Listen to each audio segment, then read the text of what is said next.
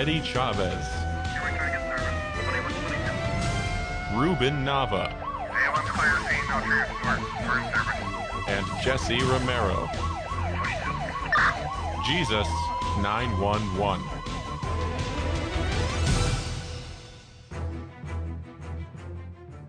Good morning. Terry. Eddie, what's going on? Hey, good morning, Jess. We're 10-8 today. Good morning, everybody. This is a show where we talk about spiritual warfare on Mondays, Wednesdays, and Fridays. And we're happy to do so today because we have a special guest we'll get to in a second. But Jess, are you reporting for duty, sir? I'm 10-8, man. I'm ready for action, man. Ready to hook and book, fake and shake, running and gunning. Man, do I remember those days. Okay, so listen, Jess, we have a great show today. I want to introduce by way of we don't have Skype, but we have telephone today for Dr. Luis Sandoval. Dr. Luis, are you there, sir? I'm 10-8 with both of you. Good morning, sir. He knows the terms. Yeah, he does. He's good in that way. He knows the lingo. Yeah. Dr. Sandoval, we're going to talk today about a show, and it's on regular television now. It was it may have been before, but we came to know about it just recently, though. So I've been seeing some of these shows on Netflix, and it's Eddie, you told me they're actually pretty good. I like them, and I'm going to start watching it. I'm going to start watching it this week. Yeah, and I'll tell you what, Jess, it's very intense. It's unlike other shows in that a lot of the Catholic terminology they use is very precise. I mean, the show is called Evil, I should say. The show is called Evil, and what it is, Jess, it's about an exorcism team, essentially. And it's run by Monsignor, and it has several different jobs on there. But one of the jobs is that of a psychiatrist, psychologist, just like Dr. Luis Sandoval, who is actually part of the Orange County Healing and Exorcism team. And so we want to ask him some questions. Dr. Luis, are you ready for that? I am ready. Go ahead. Let's talk about this. I think you're right, Eddie. This is actually a pretty good show. And the way it portrays some of the accuracies of the Catholic Church and what we do as a team when we approach the ministry of exorcism. Right. And, so let's get into this, Doctor. One of the things, we'll start off with your questions here, first of all, but one of the things that you say is, in one episode, we see the children of the therapist. Okay, so now we have the therapist, the psychiatrist, the psychologist who has children. It's a female. Are contacted by a demon who wants to befriend them through a video game. Now we know certain things about video games from this show. But doctor, first of all, is this possible that a demon might try contacting them, and then maybe talk about the video games and how they're influenced by the spiritual realm? Yeah, that's a great question. It's a question that comes up all the time in the world of psychiatry as well, but especially adolescent and pediatric psychiatry.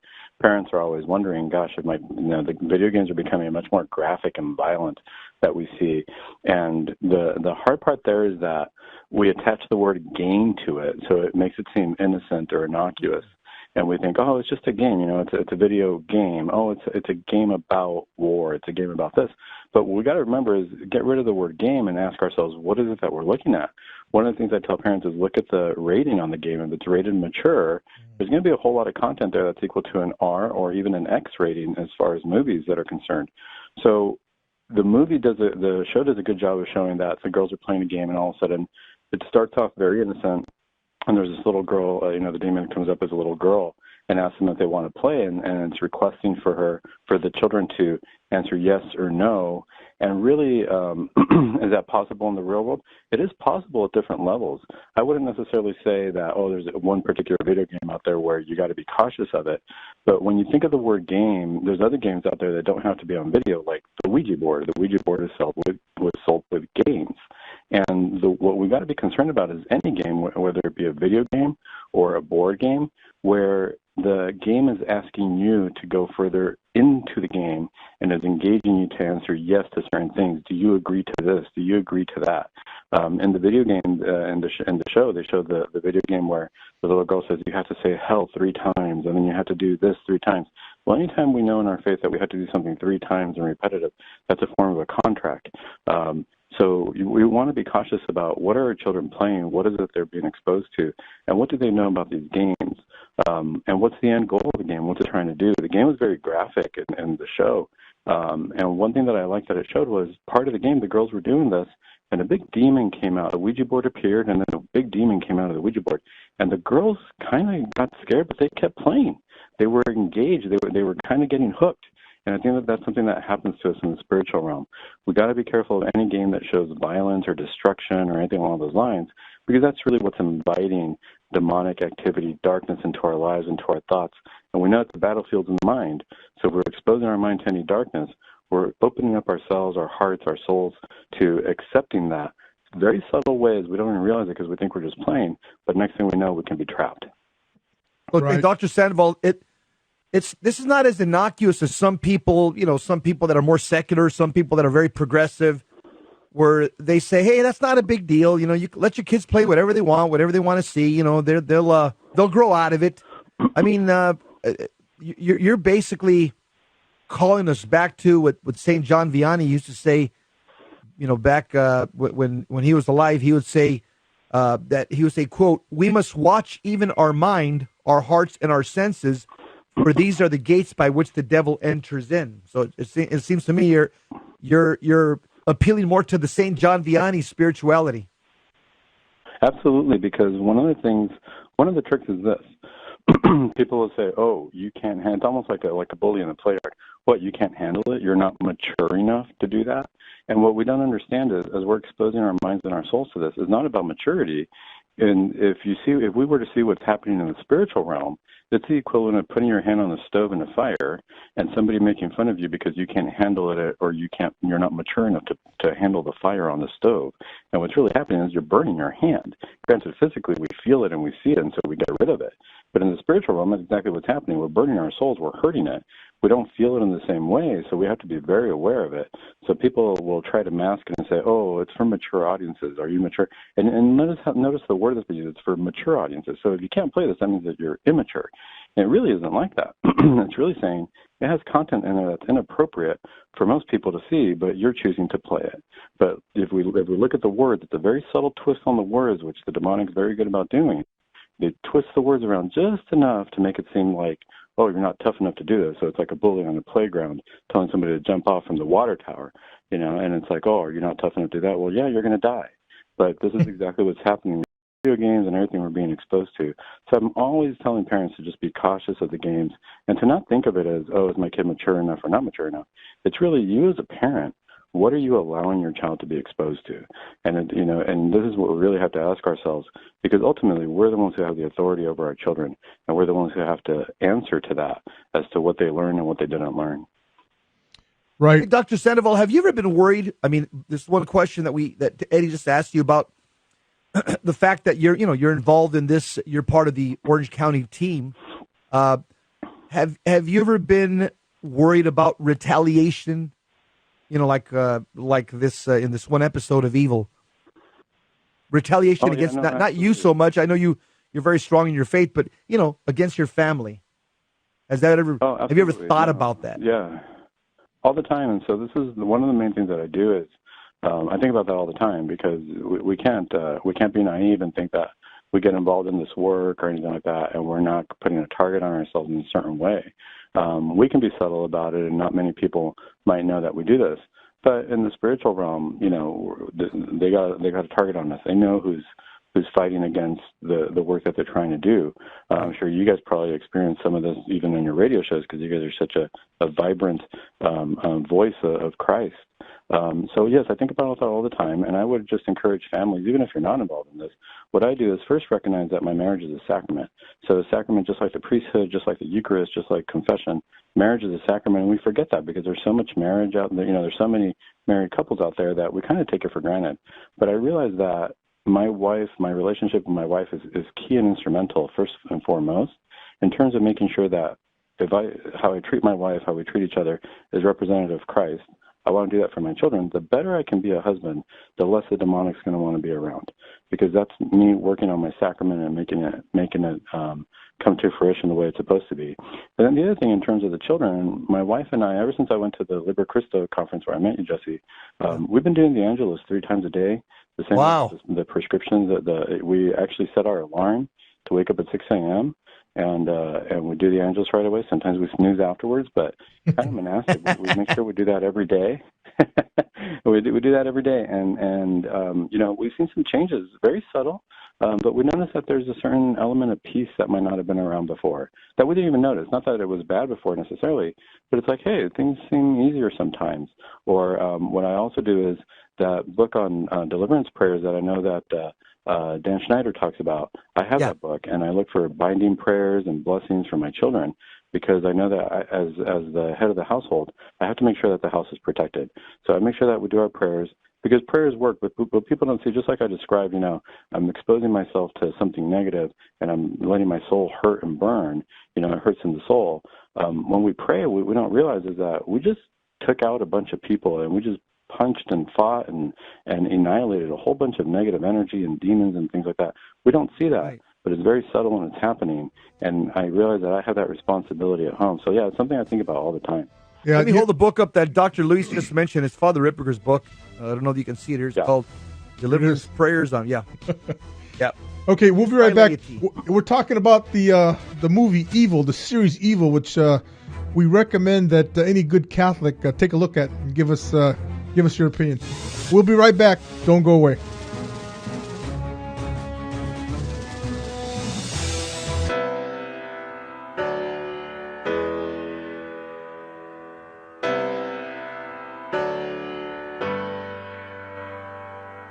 Brothers and sisters in Christ, this is Jesse Romero. Join me on a pilgrimage of faith and discovery to Poland for the 100th year anniversary of the birth of St. John Paul II in May of 2020. Together we'll experience the faith, beauty, and culture of Poland and become imbibed with the spirit of John Paul II. We'll visit the town of Wadowice, where John Paul was born, and the city of Krakow, where he was ordained and later became bishop. We'll also travel to Jasna Gora and visit Our Lady of Czestochowa, and we'll have a chance to venerate the original image of the merciful Jesus at St. Faustina's Convent and the city that St. Maximilian Kolbe built for the Immaculata. Finally, we'll pay a visit to Auschwitz, where St. Maximilian Kolbe was martyred. This is a once-in-a-lifetime opportunity to worship and discover your own faith at places where St. John Paul II grew in his own love for our Lord. For more information or how to join this pilgrimage, visit my website at jesseromero.com. Hebrews 11:3 says, "By faith we come to understand." According to St. Augustine, understanding is the reward of faith. Therefore, seek not to understand that you may believe, but believe that you may understand. May God grant us a strong living faith in Him and His divine plan of salvation, and help us to believe so that we may understand.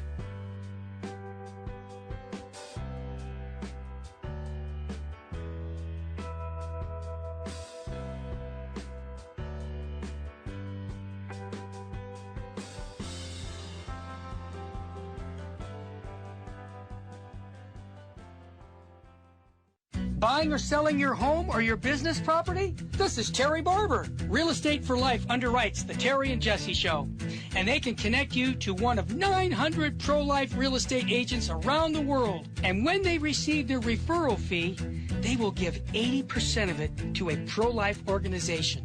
Wow, that's 80%. realestateforlife.org, 877-LIFE, US 1.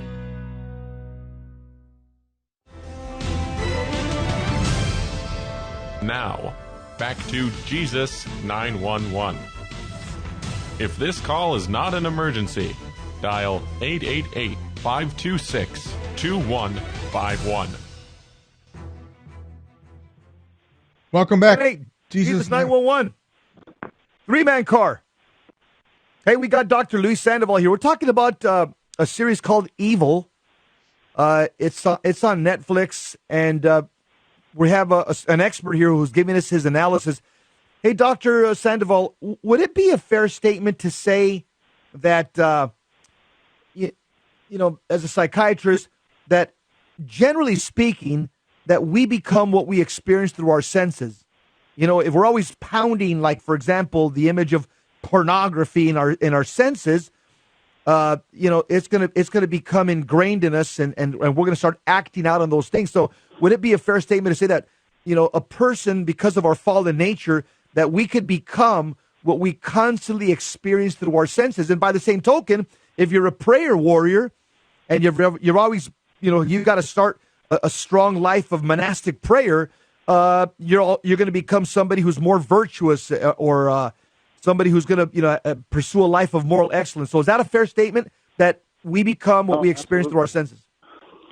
Absolutely, and actually, this is something that I was going to talk about when we do our deliverance conference over there in Covina on January 11th. One of the most important things to realize is in exorcism, we always talk about how the demons enter through the senses and leave through the senses. And the question is, why the senses? What's going on with the senses, and why do we kind of become what we experience through our senses? If we look at the Baltimore Catechism, and we really look at what our purpose in life is, our purpose is very simple. It tells us right away, why did God make me? To know Him, to love Him, and to be happy with Him in heaven forever. So what's important about the senses in that is that is how we get to know things. And whatever we know in the mind, because if you think about it, I can't know something without having seen it, touched it, felt it, smelled it. I have to go through the senses. There's no way around that. So in order to know God, I have to look at nature. I have to, smell things around me. I have to see, this is what God's telling me. That's how I get to know God. Once I know something, that's when I can internalize it and make a choice about it. That's when I can internalize it and decide in my heart what I want to do about it. So if we look at statements like what Christ said, if you look at a woman lustfully, you've already committed adultery. Why? You have not even touched this person. You've used your senses, made a decision about it in your mind, and in your heart decided what to think about that. And that is what's sinful already. So we always have to be very cautious of the senses. We talk about custody of the eyes and guarding the eyes and things of that nature. So yeah, absolutely. And Jesse, very important. We have to guard our senses. We have to know what we're exposing ourselves so that we know what the light is for our soul. Hey, doctor, this is very difficult for parents because there's a lot of pushback because kids are pushed in this area. So how much authority should parents exert over what games their children play? And I say that because, again, the kids are saturated with this culture of video games, and everybody in school is playing them. They get home, and mom and dad are saying, hey, you can't be playing with that. Go do your homework or go outside and kick the ball or something or shoot some baskets. And these kids are pushing back. Mom, everybody's doing it. So the question, how much authority should parents exert? Oh, I think 100%. I mean, your kids are your kids, and we're 100% responsible for them. If something happens if we think about it this way, how much leeway does the government give us in terms of the law if my child does something bad? Who's responsible for it? They're still a child, and they're going to turn to the parents and say, what did you do? Why did you let them play in the elevator, on the stairwell? They got hurt. Is there something called negligence involved? So if the law is going to hold us 100% accountable for our kids' actions, guess what? We should hold ourselves 100% accountable as well, because we don't want to be negligent. And now we're talking about the spiritual realm. We're talking about our children's character, their maturity, what kind of people they're going to be. If I'm 100% responsible for exposing them to Christ and to the sacraments and to the Catholic faith, then I better do that in a way where I don't want to be mean to my child or stress them out or surprise them too much about, oh my God, what are you playing? But I definitely have to be aware of what the content of the games are and explain to my kid why I don't think that this is something we need to expose our household to. Because we got to remember that as the child behaves and acts, it's going to affect all of us, all the family members. It's going to affect everybody. The same way if I come home, if I'm in a bad mood, I'm going to affect the whole family. We got to remember as parents, we're the ones that are allowing what's coming into the household on a spiritual realm. And so I would say we're 100% responsible all the time for our kids. Now, granted, kids are going to do some things behind our backs, but if we already set the ground rules, then we need to talk about consequences at that point and what it is that we're going to allow them to play or not play. Eddie? Right. Doctor, one of the questions that comes up here right in this category is about children playing these games, and there's a variation of age here, but for younger children, what is wrong with having imaginary friends specifically? So actually imaginary friends can be very, very healthy. Young kids do that all the time, especially if they're an only child. Sometimes they have imaginary friends and they're just pretend playing, and pretend play is great because it's actually about the imagination. It's actually about being able to think critically and having, thinking outside the box as a kid already, being able to create things. This is where we get our engineers from and people who want to develop things and create things, because it takes a very creative mind to have the idea that I have an imaginary friend and carry on conversations with them. Kind of like if anybody's ever seen the one of my favorite cartoons is Calvin and Hobbes, the little kid with his tiger, and he has all these adventures with his stuffed animal tiger. So that's wonderful. I wouldn't necessarily freak out or be afraid of that as a parent if my child has an imaginary friend. What I do want to know is, what's this imaginary friend influence on my child's mind, or how are they manipulating this? Is this turning into something negative? Are they doing bad things? We want to be careful, because sometimes you can have imaginary friends, but then if we look at, based on this TV show that we're talking about, you want to be careful that it's not something negative, it's not something destructive. If it's along those lines, or along the realms of we're going to destroy things, or my imaginary friend tells me to lie, then I would start wondering, it would be very rare, but I would be wondering, is there any kind of spiritual influence, demonic influence, anything along those lines? Rare to find, but something to be aware of. Right. Okay, good. Doctor, another one of the episodes we're talking about here deals with it's a television crew, essentially, of paranormal investigators. So my question to you is, because there's so much of this is really, permeates television right now, but is there any dangers in watching these shows, or is it just all fun and games and for the show? Great question. I personally advise anybody to just kind of stay away from those shows. And if you ever hear Father Ripperger talk about it or anything along those lines, one of the things is that it really tries to sensationalize the demonic and make it seem like we're so in control and we're ghost hunters, and so we're going to go hunt this thing, or we're going to go, find demons, and we're going to control them, and we're going to trap them. And it's 100% far from the truth as to what can really happen, because now you're dealing with very dangerous spiritual realms, because not that it's not there, but now you're looking for it. It's kind of like you're going to go poke the tiger.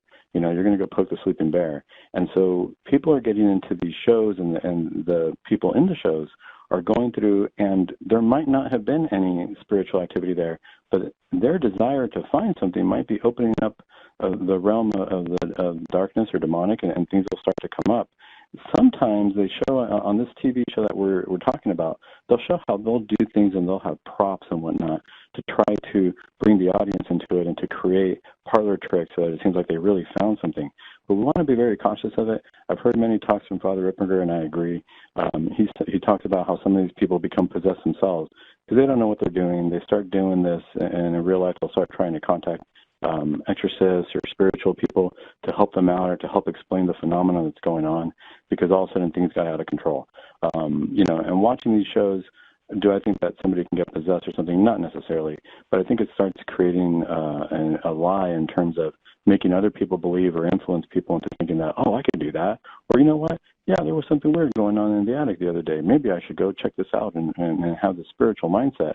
I would say to stay away from that overall, because we're dealing with a realm that really should not be, is not of our purview as Catholics, as people who are created in the image and likeness of God, to go into that realm. Our job is to find God and to become more like Christ, not to fight the demons. We leave that to the priests and the exorcists and their teams. Absolutely. Hey, Dr. Sandoval, I've heard Father Ripperger and others say that one of the things that gets people in trouble with the diabolical is curiosity. And that's exactly what you just described with a lot of these, secular, well-intentioned, young millennial paranormal investigators. They're curious, and they think they're Avengers, and they're going into a gunfight with a water pistol. They're poking around for the diabolical, but again, they're not armed with the weapons of the church because they're not even they don't think like that. Here's another question. Yeah, absolutely. Mm-hmm. Are children, as a psychiatrist and somebody who's taken, coursework at the Leo the 13th Institute, at Liber Christu, and with all your experience in this area, are children more susceptible than adults to demonic influence? What say you? It's interesting that you mentioned that. I think that I would dare say that the ages of adolescence to adulthood, what we call transitional age youth, like I would say starting age 13, 15, all the way through 25, that's the time where, from a psychiatric point of view, there's a whole lot of change. We're starting to figure out who we are. Our bodies are changing. Our minds are changing. Our hormones are changing. It's a challenging time in life, and we're really trying, we say we're trying to find ourselves. We're trying to figure out who we are. What it really means is, if we think about it from a spiritual lens, we're trying to find out God's will for us. So I'm not surprised to hear many exorcists have said that this is a time where the demons really want to influence people. They really want to attack people, because if this is the time where we're kind of awakening into a maturity and we're getting into the mature spirituality where we're trying to find God's will for us, this is where we're aligning with God. And I think in the spiritual realm, this is a time where it's very sensitive, but where we can be very powerful in terms of trying to find out our will, trying to find out our mission from God, and have that sense of lifelong desire to be faithful to Christ. That would be the perfect time. I'm not surprised that the exorcists say that that's a sensitive time, because that's the perfect time to start to attack. You want to make a person doubt. You want to make a person not believe in themselves or believe that God doesn't love them. So this is the time where I would say, you notice that this is when kids want to be furthest away from their parents, and they want their parents to drop them off a mile away from school so nobody sees them with them, and they want to feel independent, and, as we're becoming teenagers.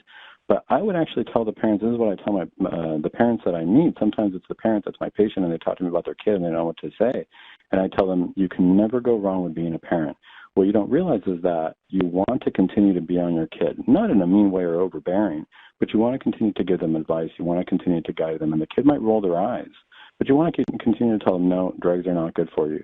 No, you got to know who your friends are. No, you got to know. You want to continue to parent them, because we well know as we get into adulthood, those are the things that ring true for us. What did my parents tell me at that time? Yeah, I wasn't listening, and I'm glad that they told me that. I'm glad they were telling me that, even though I was being difficult. We're able to recognize that once we mature, but that can be a pretty sensitive time. So I always tell my parents, don't stop being a parent. Stay with your kids. Stay on them. Yep. Very good advice, Doctor. I agree. As a parent of 4, I agree. Ladies and gentlemen, we'll be right back after a few short messages. Don't go away. We will be right back with more of the show Evil. It's available on Netflix. We'll be right back.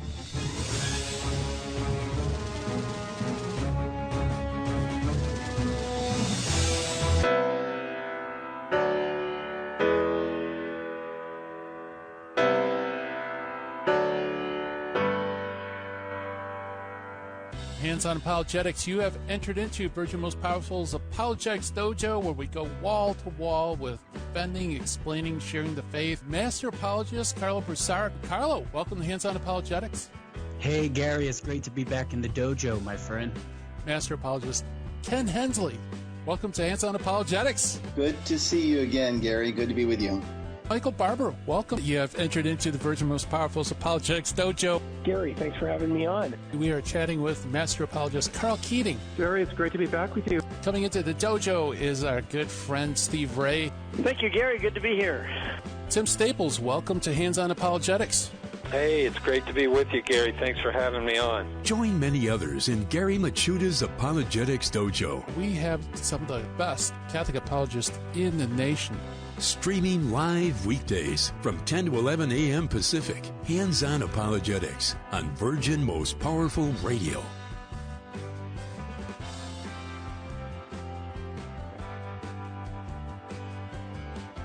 This is Terry Barber. I want to thank you for supporting Virgin Most Powerful Radio. And here's an easy way to support us by going to smile.amazon.com and type in Catholic Resource Center or Virgin Most Powerful Radio. And when you log in your Amazon account and you purchase products, a portion of it will go right back in supporting Virgin Most Powerful Radio. And it doesn't cost you a dime. I want to thank you ahead of time because that supports us year-round. May God bless you and your family.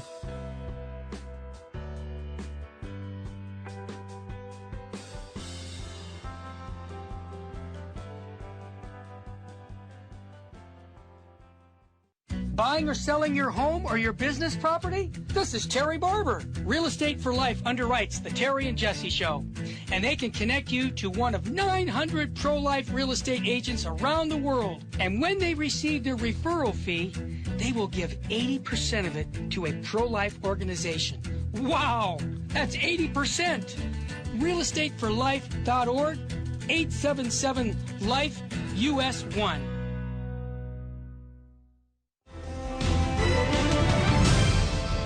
Now, back to Jesus 911. If this call is not an emergency, dial 888-526-2151. Welcome, Patrol, Jesus 911, three-man car. Eddie, Jesse, and the good doctor. Dr. Lee Sandoval, we're talking about the series Evil. Hey, just give me an overview. You watched a couple of the series. Obviously, you watch it with the mind of a Catholic, with the mind of a professional psychiatrist, with the mind of a believer.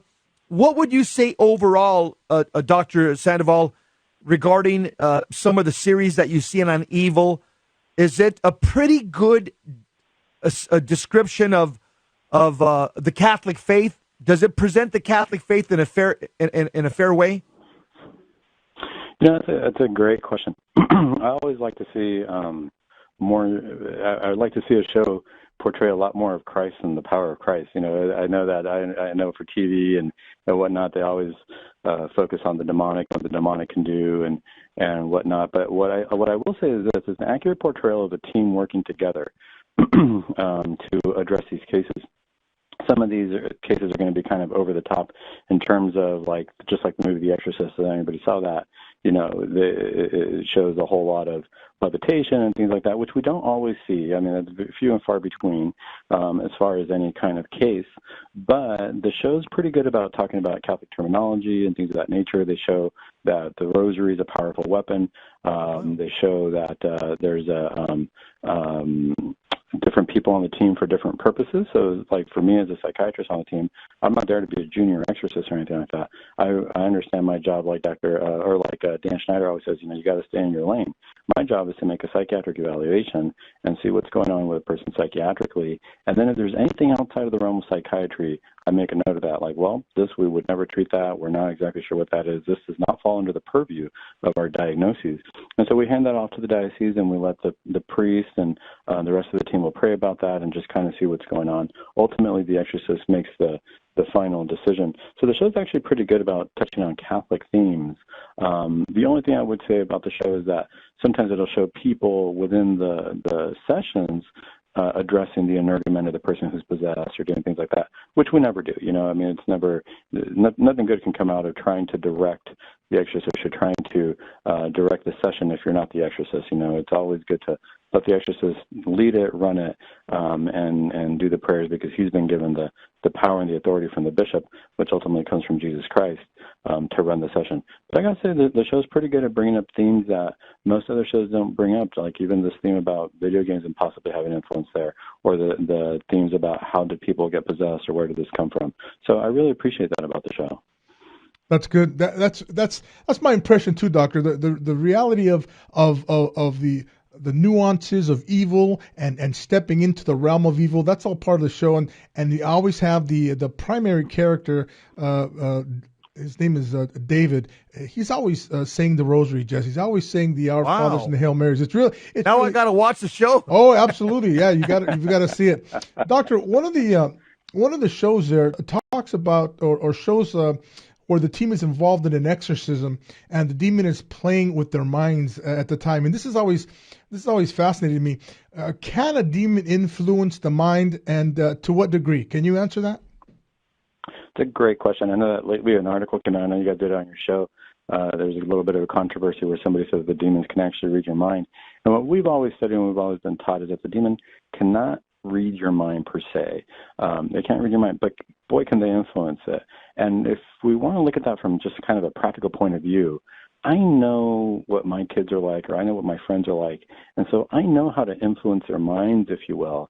If I tell somebody, hey, I really know that they like, say, chocolate ice cream, and I tell them, hey, you know what, I need a favor, I need you to do this for me. Gosh, I'll get you some chocolate ice cream if you do that. And that might pique their interest. So I know that for their mind, I can do that. Or we talk about people who are con artists. Why is somebody a con artist? Because they know human nature. They know how our minds work.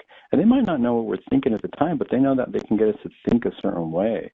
So it's very, very common for that to happen. And so it's not uncommon to hear that in a deliverance team there's discord or people don't like each other, or people are arguing, because, of course, the way that the mind's going to be influenced is going to be very subtle but very persistent. So it might be something like, to give you an idea, you might all of a sudden get this little thought in your head of, why did that person say that like that to me? Hey, are they mad at me? Hey, wait a minute, were they making fun of me? And all of a sudden you have this persistent thought out of nowhere where you're just kind of wondering, gosh, maybe this person doesn't like me, or gosh, maybe, and it starts to create all these negative feelings and negative emotions towards this person for no reason. You haven't even discussed the issue with them, but you've already decided that this is happening. And so this is the way that it can happen, especially in session. We start thinking about different things, and different people can be influenced in different ways, like saying, oh my gosh, that person's holier, or that person knows more, or I'm holier than that person. We start having these little mind games for ourselves that it's like, where did that come from? And that's really where the diabolic tries to get in there. It's very subtle, it's very small, and more than anything, it's very petty. But it can be a very big deal if we let that kind of build in our hearts and in our minds, because then we're thrown off our game. We're no longer thinking clearly, The other way that they can throw people's minds off is I've heard exorcists talk about how they'll bring up things while they're talking to the person, and the person is possessed, and they'll bring something up that only the priest might know, or something along those lines, like, hey, you didn't fast today, or hey, you didn't do this. And that just kind of throws the mind off, kind of like, I'm watching you. It's very con artist-like, very subtle, but that's what we got to be aware of. Okay, interesting. Now, Doctor, I'm assuming here that this next question, it talks about do the demons know what we're thinking, what people in the room are thinking, and the reality of that is no. And so that's why, let me ask you, that leads up to this next question. Let me ask you this. In the series, there's a point where the assessor says something to the effect of insanity looks a lot like possession. Can you just touch on that? I know that's very deep, and you could probably talk on that for hours. But what is essentially what is there some similarity between insanity and possession? Sure, no, absolutely, and I think that's why the church is prudent in making sure that anybody who feels that they're spiritually afflicted, one of the very first things that we do here is to get a psychiatric evaluation. And the reason for that is, if we look at how possession or demonic influence is portrayed or how it looks, it can look very much like a depression. It can look very much like a psychosis, hallucinations, and things of that nature. So if you notice, we talk about oppression. And what happens when a person is being oppressed? They don't feel good. They feel depressed. They feel out of sorts. They want to stay in bed. They don't feel like they're doing anything correctly. They don't feel like they're saying things correctly. They worry about they're very sensitive to what people say about them. These symptoms are actually very, very similar to somebody who's depressed. It's the same thing. Somebody feels down. They don't want to get out of bed. They don't find joy in life. The question is, where is that coming from? So it looks very similar. If we get into the realm of psychosis or schizophrenia or bipolar mania or things of that nature, now all of a sudden we have people saying that they're hearing voices. And some people, it's very classic to have somebody say that they're hearing the devil talk to them. Well, we got to decipher, what does that mean? What do you mean the devil talks to you? It's very common in schizophrenia. But is the person actually going to act on certain things? If somebody's possessed, then they're going to be hearing voices. But the biggest difference that we notice is that if somebody does have schizophrenia, that's a 24/7 situation. It's a 24/7 condition. They're not going to be schizophrenic in the morning and not in the afternoon. If there's demonic influence, there's going to be moments of lucidity, moments where the person's perfectly normal, they're not hearing any voices, life is fine, and all of a sudden they're going to have moments throughout the day or when they're praying or very specific times where these symptoms come up. And so those are some of the things that we have to distinguish, and it's very, very subtle, because the other thing to consider is that the demonic can try to make it appear like a mental illness, and then when it comes time to meet the exorcist or to be prayed on, they can hide, and they don't want to be there, and then we're all thinking, what's going on? This person's fine. So gosh, the person must be crazy because we see that they're fine and they're saying these things. So we have to be very cautious when we're evaluating that. Doctor, what would be the criteria or the diagnostic tool that's used by the priest exorcist to distinguish between schizophrenia and somebody being possessed? And what would you use, or what would you tell the priest? What diagnostic do you use to distinguish between schizophrenia and possession? And define schizophrenia for the audience. So schizophrenia, is defined by the DSM. Schizophrenia is a condition where a person can be experiencing delusions, which means that they believe something's going on that's not going on. So they can believe that they're being followed by the government, or that somebody's after them, or that somebody's trying to make them look bad. Those are just a few of the things a person can believe that's going on in their life. But there's no obvious evidence of that. Or they can be experiencing paranoia. It goes along with the delusions, or hallucinations where they're hearing voices and things, hearing voices, or they could be seeing things that aren't there. More rare to see things, more common to hear voices. And if you look through all the criteria, we have to distinguish certain things like, I'll ask about the voices. Well, are they talking to each other? Who are these voices? Is it somebody you know, somebody you don't know? It tells me a lot about what's going on. Do you hear them inside your head, outside your head? And then we can make a diagnosis based on what's the pattern, when did it start, how does it happen, is it drug-related, is it not drug-related? There's certain age groups where it's more common for somebody to develop schizophrenia. So like for boys between their teenage years and their early 20s, for women it's their early 20s to their early 30s. So we look at all this different criteria, and then we also look at, well, gosh, if they're experiencing these symptoms, we want to treat them. I start giving them medication. Do they get better? Once you give them medication, do we see improvement or not? That's a really good sign that, gosh, it's just a mental illness. For the priest, you might have some of these same symptoms, but then they got to go back to what is it that we look for in terms of demonic influence? Is the person speaking in languages they wouldn't normally speak? Do they know things that nobody else would possibly know? Are they scared of the sacred? They got to go through the same criteria that they always go through, and so we have to make those distinctions. Eddie? Doctor, another question we wanted to throw at you here is there's an episode where a woman is considered to be a prophetess, and she says she can hear God giving her messages about the future, etc. So let me ask you this. When people do hear voices, how do they present? How do they come to you? What questions do they ask about the voices in order to diagnose someone with a mental illness? So what would be some of the questions you might ask somebody in that situation? And I can hear the music coming up. So why don't we hold you right there? And no problem. Yeah, we'll come back on the other side of the break and hear the doctor's response to that. Ladies and gentlemen, we'll be right back. Jesus 911. Don't go away.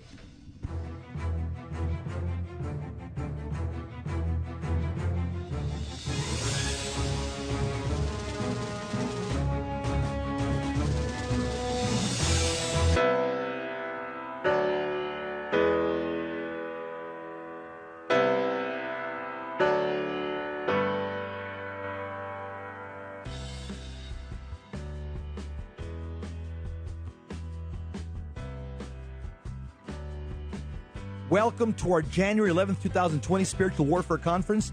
Every year without fail, this is our most popular event. This year's Spiritual Warfare Conference will host Adam Bly, a Catholic demonologist and auxiliary member of the International Association of Exorcists, along with Dr. Luis Sandoval, a psychiatrist who's part of the Healing, Deliverance, and Exorcism team for the Diocese of Orange. These two gentlemen bring tons of experience and expertise in the area of spiritual warfare. This is going to be a high-information Catholic seminar. I'll be there as well, sharing some riveting stories on the diabolical and liberation found through Jesus Christ from my best-selling book, The Devil in the City of Angels. Mark your calendars, come and join us, and meet other radio hosts from Jesus 911. Contrary to popular belief, spiritual warfare is not demon-centered, it's Christ-centered. Come join us and learn how to armor up and fight the good fight of faith. Catholics, wake up. Don't hit the snooze button. Join us at St. Christopher Catholic Church, 629 South Glendora Avenue, West Covina, California, on January 11, 2020. See you then. Strength and honor in Jesus' name.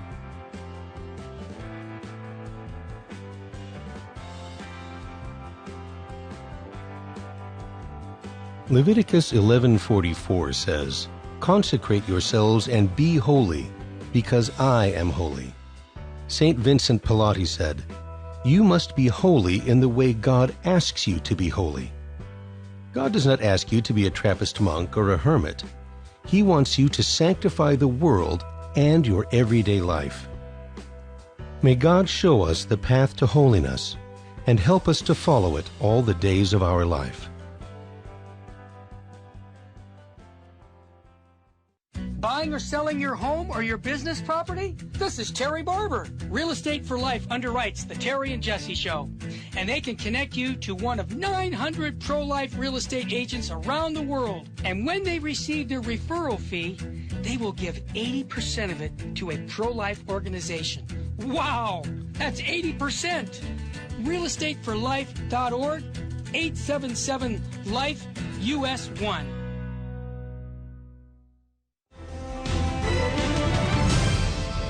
Now, back to Jesus 911. If this call is not an emergency, dial 888-526-2151. Welcome back to Jesus 911, and Seti Chavez and Jess Romero here. We're asking Dr. Luis Sandoval some questions about a recent TV series. Actually, it's been the last year that this series has been out. Doctor, so very quickly again, what kind of questions do you ask somebody when they when they present as to indicate that they are in fact hearing voices? And similar to the thing on the show, on the episode on the show, have you ever heard of anybody that can predict the future? So great question. Yeah, as far as officially somebody predicting the future, I got to say I've never seen that. But a lot of patients will feel that way. So I remember, it's interesting that you bring that up because it brings to mind a patient who came in to see me one time. And he told me, he was a young guy, and he came in and he said, I'm hearing the voice of God, and he told me to give you a message. And I was like, what? Okay, tell me, what's God telling me? I'm like, holy cow, what is this? At first there was that little bit of curiosity, and I thought, well, hang on a second, let's find out what's going on here. Because he presented very, very well at first. Mm-hmm. And I thought, well, what's going on? And so I started asking him more questions, and it turned out that he said, no, God's giving me God sent me on a mission, and I've been going up and down the beach, and I've been preaching to people, and I've been doing this. So then I looked at the record. He came in with his dad, and his dad said, yeah, no, he keeps getting arrested multiple times because he leaves the house, he goes to the beach, he's hearing the voice of God, and he thinks that there's going to be a big tidal wave coming in, so he goes to the beach to warn people to stay away from the beach because of this tidal wave.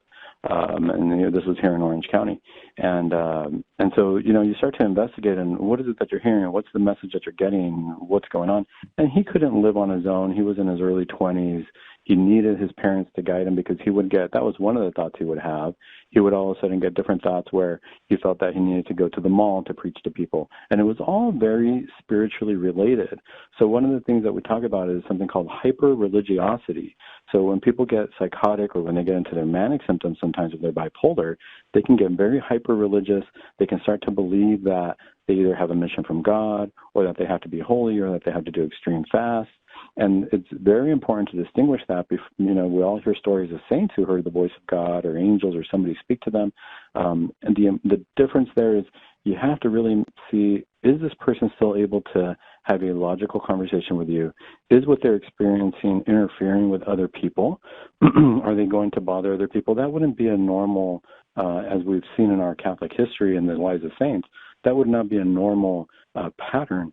Usually if our saints get any voices or any messages, they don't interfere with other people's lives. It's usually the very personal and private messaging. When we start to see that they go and they gamble all their money, or they go and they bother other people, or they go to their neighbor's house because they have to continue to preach, then we realize that there's something going on here in the mental illness world.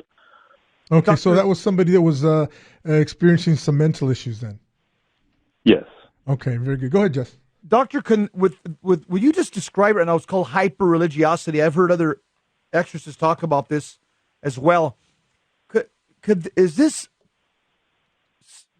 part of scrupulosity? Is this or is this entirely different, or is this a component to scrupulosity, where people have this pathological guilt about moral or religious issues? Yeah, that's a great point. I mean, it can be. I think that hyper-religiosity can present itself in different forms, so it can definitely present itself as part of mental illness. I think that when we become scrupulous, we can become hyper-religious in more of a negative way, where I think the danger we fall into there is that we feel that everything that we do is an offense to God. And every little thing I did was a sin, and every little thing I have to go and confess. And that can actually present more into somebody who has obsessive compulsive disorder in the mental health world, where somebody just keeps having these thoughts that I have to do this, or, gosh, I did that, so now I have to go confession. The one thing I would distinguish there is, are they being scrupulous because of their faith, and are they being hyper-religious, and they just feel that they're totally impure because they had one bad thought? Or are they having some kind of obsessive-compulsive disorder that could be treated with medication? What would have to happen there is I'd have to listen to the story, listen to the symptoms, and see what's going on. I think that scrupulosity is one of the hardest things to deal with in our spirituality, because a person never seems to be at peace. And so we always have to wonder there as well, how much of this can have demonic influence? If it's something so small, but the person's making it into such a big deal, is that a great time for something negative to come in and attack them and make them believe that they're not holy?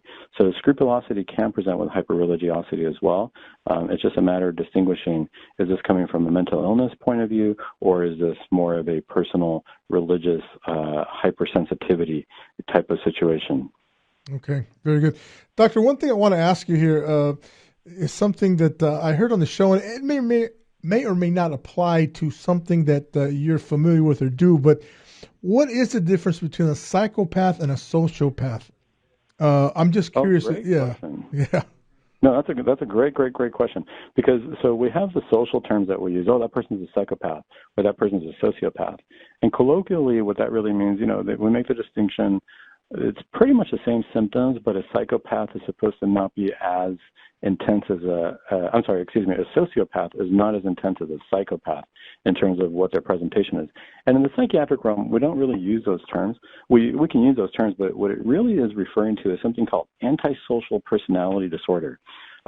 Very important disorder to consider, especially in the world of deliverance and exorcism, because if you think about it, here, let me give you a little bit of the symptoms of antisocial personality disorder. Please, yeah. And this would apply to either a psychopath or a sociopath.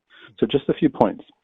One, there's disregard for right and wrong. So they really don't care if something's right or wrong as far as what they're going to do. There's persistent lying or deceit to exploit others. Now, does that sound like, demonic or mental health? Well, with antisocial personality disorder, you're always lying or deceiving, or in deceit to exploit others. You're being cynical and disrespectful of others at all times.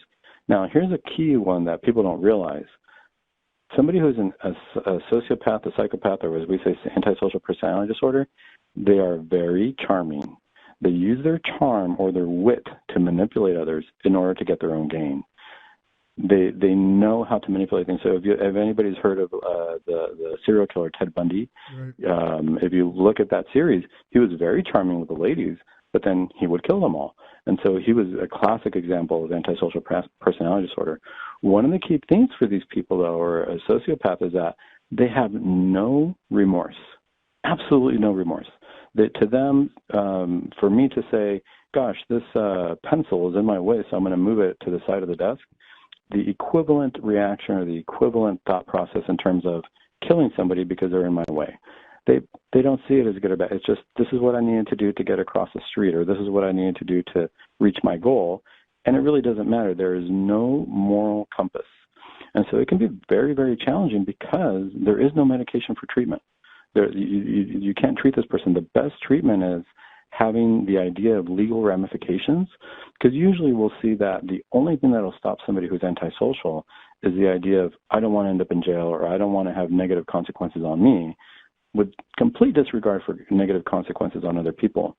We notice that that's part of a personality disorder. But if we look at the spiritual realm, we'll notice that when you see these kids who got arrested because they were 15 years old, and they, 3 of them took their friend out to the woods, and all of a sudden they just killed them, and they're on trial, and they say, well, what were you doing? And they're like, well, we were listening to dark music, and we were worshiping the devil, and we got these messages to do this.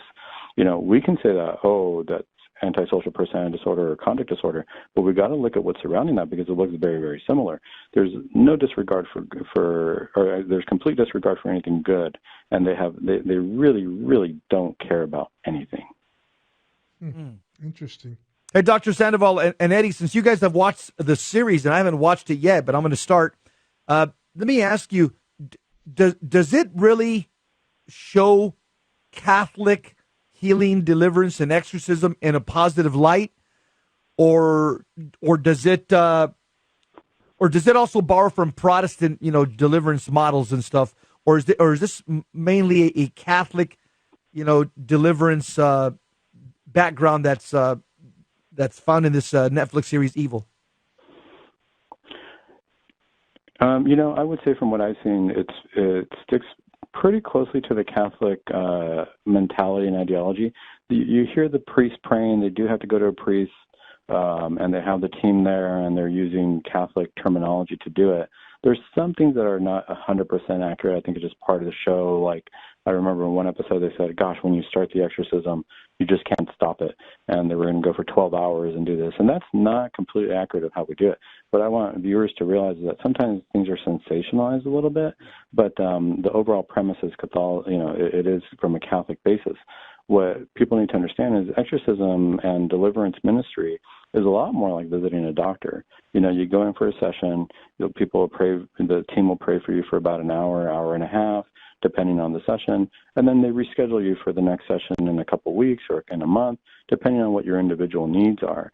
But there these ideas of these marathon sessions, that doesn't exist. That's a little bit more sensational for the show, and it's kind of fun to watch, if you will, that way. But overall, I would have to say I have been impressed with the use of Catholic terminology and sacramentals. Yeah, I would agree with the doctor. The reality is that they do present it in such a way that somebody like us, who's a little bit high information from time to time, we're attracted to it. But there's things that happen there. For example, like the priest tells the seminarian, who's the main character, take over for the exorcism. I'll be right back. That doesn't happen all the time, right? So yeah, so I mean, there are things that Hollywood puts in there that we know where to draw the line, but a lot of times it's very interesting to hear Catholic terminology on a show like that. Just it's very, very precise. That's good. That's I think that's positive press for the Catholic faith. I mean, they don't have some Protestant deliverance team like Bob Larson Ministries there, on Netflix doing this. They knew, they went right to the top of the food chain when they set out to do the series on Evil. They've got some definite Catholic writers and researchers just that have looked into this. Maybe even part of a team, Doctor. Would you say maybe? Perhaps. I mean, they do seem to have a lot of things accurate. I know that sometimes, they're limited into what they portray, or they want to portray. They have a certain goal as to how they want the show what direction they want the show to move in. But overall, I'm just impressed that they are using a lot of Catholic terminology. Right. Awesome. Hey, so what are you going to talk about? Give people a sneak preview of next month. Give us a teaser. What's your topic on? So my topic is the battlefield of the mind, and so we're going to talk about how the mind is influenced. We're going to talk about senses. We're going to talk about mental illness, and I'm going to share a few patient cases so that we are aware of what we need to do for ourselves when we're going to fight demonic in our own everyday lives. Awesome. Awesome. We look forward to it, Doctor. Can't wait. Awesome. I look forward to it, too. You bet. Thank you for being with us today. Appreciate it very much. And ladies and gentlemen, we'll be back next week, or tomorrow. And remember to stay tuned for Gary Machuda, Hands-On Apologetics. He'll be with us shortly. Just as we always say, especially today, quis ut Deus, who's like unto God. Take care. See you later.